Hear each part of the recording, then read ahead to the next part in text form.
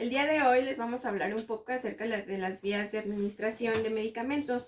La primera y la más importante que vamos a mencionar, o bueno, la más básica se podría decir, es la vía oral. Esta vía sirve para lograr la absorción de sustancias en el tracto digestivo.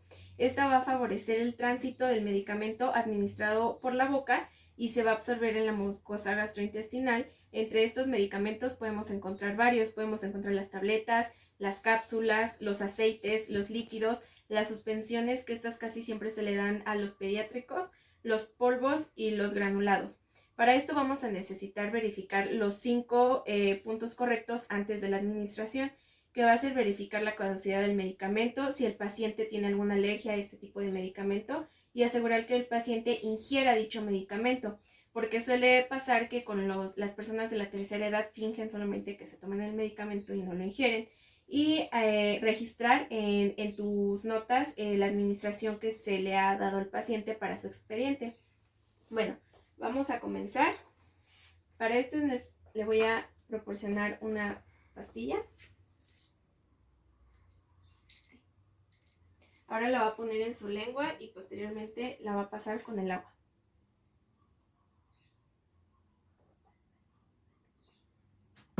Muy bien. Esta sería la vía de administración oral. La siguiente vía de la que vamos a hablar es la vía sublingual. Esta consiste en poner el medicamento por debajo de la lengua. Esto va a permitir una absorción más rápida y directa hacia el torrente sanguíneo. Esta vía del medicamento por ningún motivo debe de ser ingerido como la pastilla en el caso de la vía oral, porque esto puede causar una irritación gástrica. Se tiene que mantener esta bajo la lengua hasta que se disuelva, no de otra manera. Bueno, para esto, por favor. Ok, ahí la va a mantener hasta que se le disuelva. La vía de administración va a ser la ótica. Esta se trata de colocar el medicamento en el conducto auditivo externo. En este se va a sujetar el pabellón auricular hasta que el medicamento se haya introducido por completo. Es recomendable que primero limpiemos el oído por si hay suciedad. Ahora le vamos a pedir al paciente que se incline un poco y colocaremos el medicamento. No se debe de introducir tanto para que no se vaya a lastimar el paciente, y una vez que se necesita quedar así un momento para que el medicamento sea absorbido. Bien, posteriormente vamos a pasar con la vía oftálmica. Esta va a tratar de ponerla en los ojos principalmente. Esta va a existir de dos maneras, en pomada y así en gotas.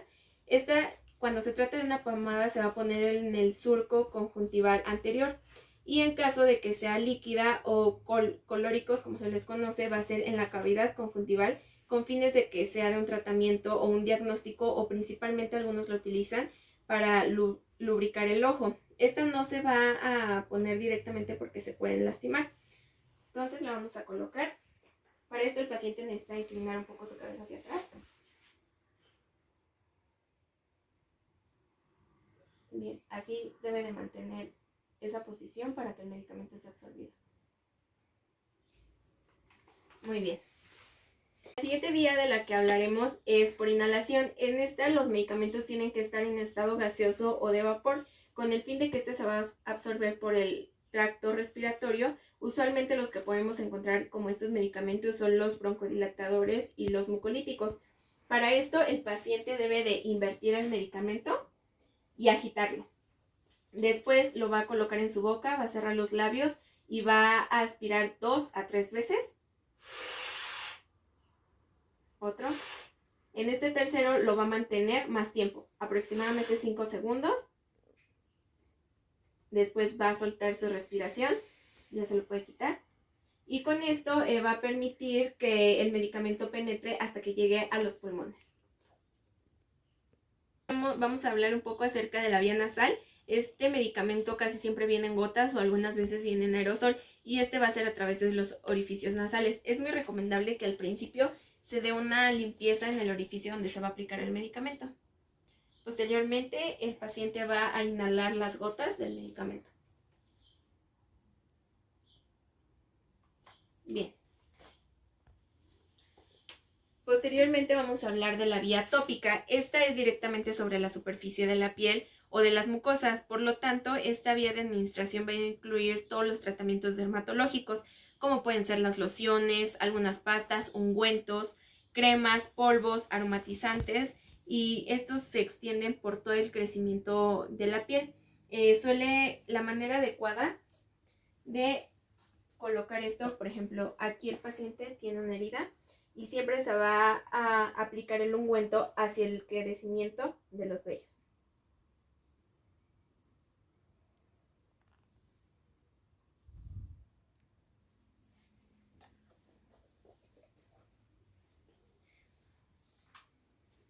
Bueno, posteriormente vamos a hablar acerca de otras vías de administración que van a ser un poco más invasivas.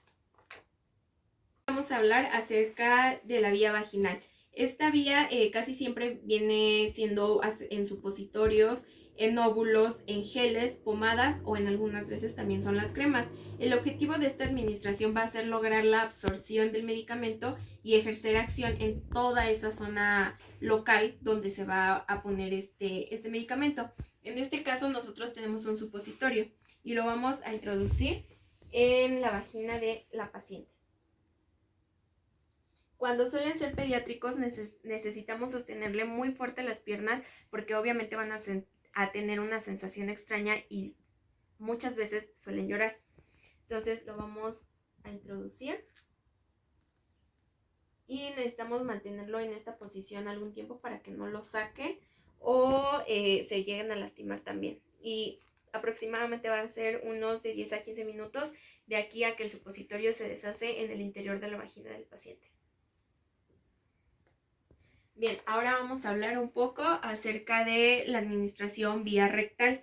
En esta, el objetivo de administrarlo es la absorción también del medicamento, pero para estimular el peristaltismo y la defecación algunas veces, aliviar algún dolor, vómito, hipertemia e irritación local en esta zona. Para esto, el paciente se necesita poner en posición de Sims. Esto quiere decir que va a estar en decúbito lateral izquierdo con la pierna derecha flexionada.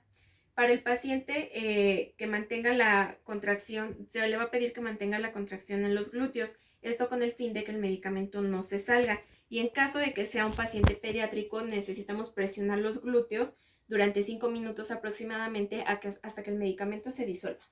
Entonces aquí en este caso, como es pediátrico, lo vamos a poner en la posición que dijimos, vamos a levantar la pierna y vamos a introducir el medicamento. Posteriormente que se introduce necesitamos apretar los glúteos durante aproximadamente 5 minutos para que el paciente no expulse el medicamento. Bueno, y después vamos a tener las vías de administración, la intradérmica. Esta es por debajo de la piel. Su objetivo de esta va a ser lograr una absorción más lenta del medicamento en el tejido celular subcutáneo y muscular. Esto suele aplicarse para algunos alérgenos y para las vacunas principalmente. En este se puede realizar en la parte interna del brazo y en el área escapular como es la espalda, o en la parte interna del brazo y la región escapular que viene siendo la cara anterior al borde extremo del tercio superior del antebrazo.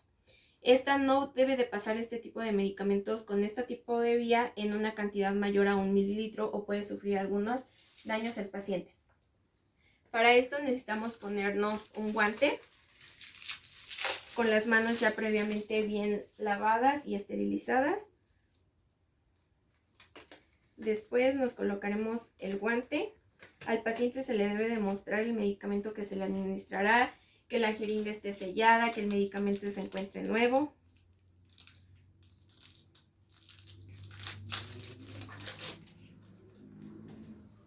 Para esto se necesita realizar la asepsia en el área donde se va a colocar. En este caso nosotros lo vamos a poner en esta parte. Primero con un algodoncillo con algún esterilizante en aproximadamente un radio de 5 centímetros. Se debe de mojar. Y le quitamos la tapa y lo vamos a introducir aproximadamente la aguja en 10 o 15 grados por mucho, que quede casi paralelo a la piel.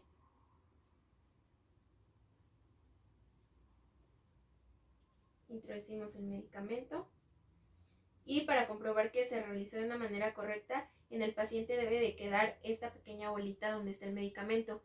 No debemos de hacer presión porque si no el medicamento puede salir, ya que fue en la capa más externa de la piel y solito se va a absorber este medicamento.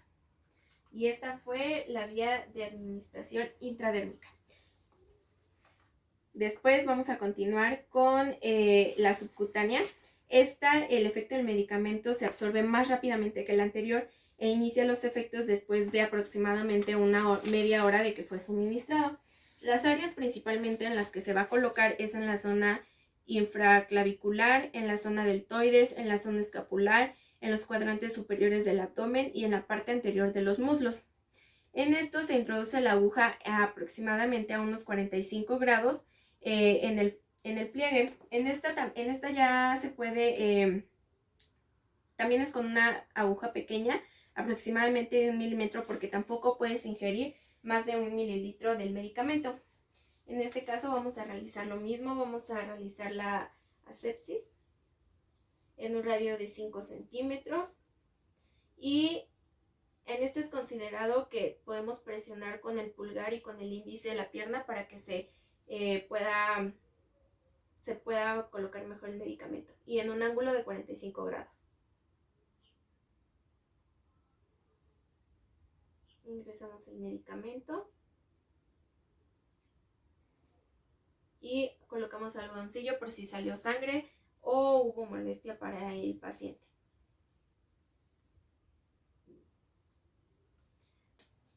Bueno, y por último vamos a tener la última vía de administración. Esta se trata del intramuscular. Esta es la más común que se suele poner, que casi siempre suele ser en el glúteo. También se puede poner en el antebrazo, pero en este caso haremos la demostración en el glúteo. Para esto vamos a colocar en esta posición al paciente. Vamos a el glúteo dividirlo en 4 partes. Lo vamos a hacer una línea imaginaria en 4 partes y donde se va a colocar la inyección es en el cuadrante superior derecho. En este caso aquí primero vamos a hacer la asepsis, como habíamos dicho, en un radio de 5 centímetros. Y aquí la aguja se va a colocar en un radio de 90 grados. Suele ser rápido para que al paciente no sienta mucho dolor. Colocamos el medicamento y también de un solo golpe se saca la jeringa para que tampoco sienta dolor. Y si hubo algún sangrado ponemos el algodoncillo para que lo limpie. Ahora el paciente se tiene que quedar así por unos momentos en la posición que lo haga sentir mejor. Y sería todo por las vías de administración que existen.